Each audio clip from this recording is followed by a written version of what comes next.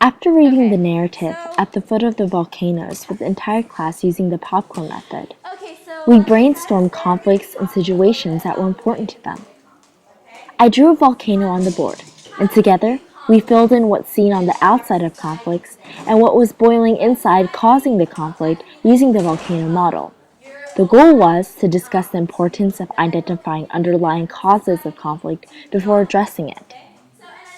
I expressed to the students that many of the characteristics of conflicts are hidden inside and not visible at first glance, just like a volcano.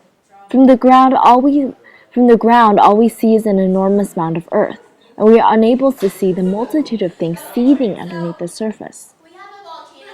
I feel that it is important to understand the underlying causes of conflicts, to fully understand the complexity of the conflict itself.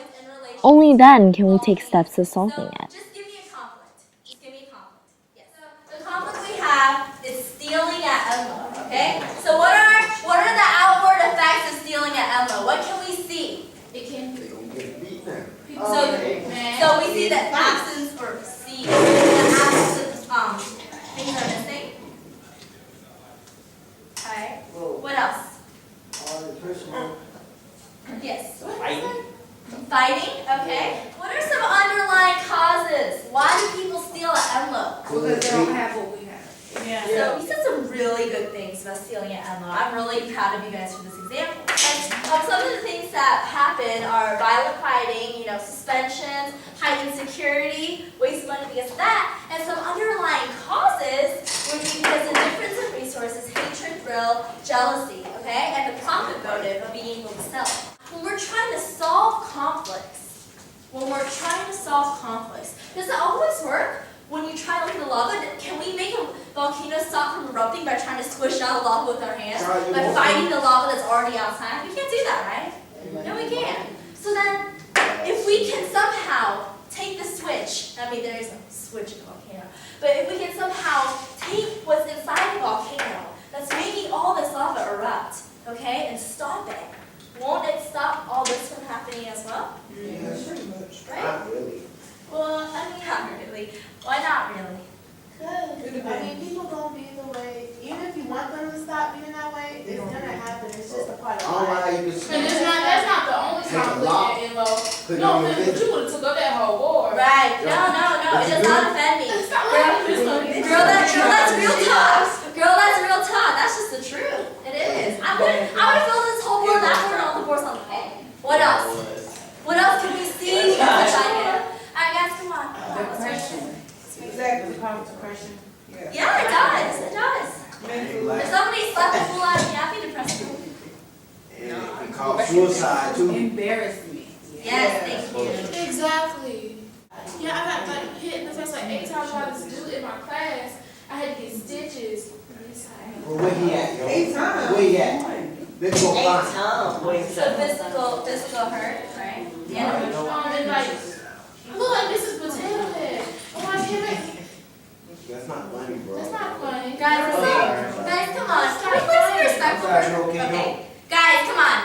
Hello. Okay. Hear me out on this for just a second, okay? She's sharing a really, really deep and personal, emotional experience for herself, and it's really not nice for you guys to be laughing about it.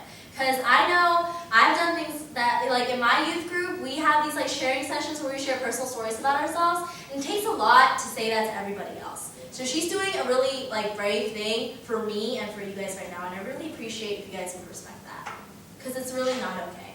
And I know I'm not the teacher or whatever, and I'm not the teacher, I'm a student too. But honestly, even if I was not in my fancy stuff and I was sitting here amongst you guys right now, I would say something too, because that's just not nice. She's ready.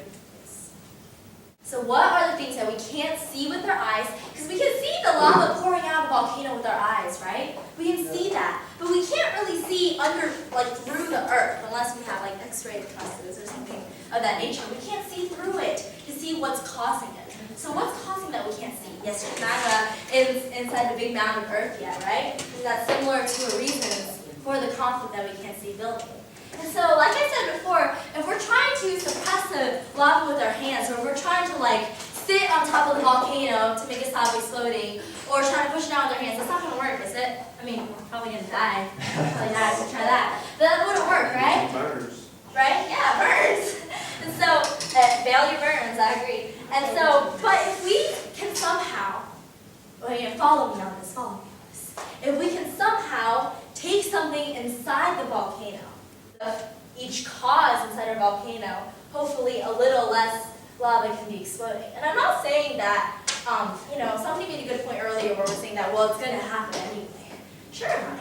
But it's kind of like how in the Constitution, or in the preamble actually, to the Constitution, they say we're trying to form a more perfect union. They use the word more perfect. Why? Because perfection, because we're all human, is not easily attainable. We can't easily get to perfection, but we can get as close to perfection as we can. So maybe if you start looking at conflict in this volcano way and start resolving that way, maybe you'll have something where this much is left, and this much is left. And then we've almost pretty much done our job. Does that make sense to everybody? So my message today is I'm trying to really, it's okay if you don't automatically go out and your conflicts are instantly resolved because we use our little volcano model. But my goal today is at least to get you guys kind of thinking about how else can we look at conflict to solve conflict. Your examples were phenomenal. No, not just the people whose names who I was like, oh, you're on point. Like literally, almost everybody in this room was really doing really well today. So thank you guys for your participation. I'll see you guys in the fall because this is the last session for this year. So thanks so much. But even though we sat together and say, The concert program at this time had too many students for me to be able to take on all at once.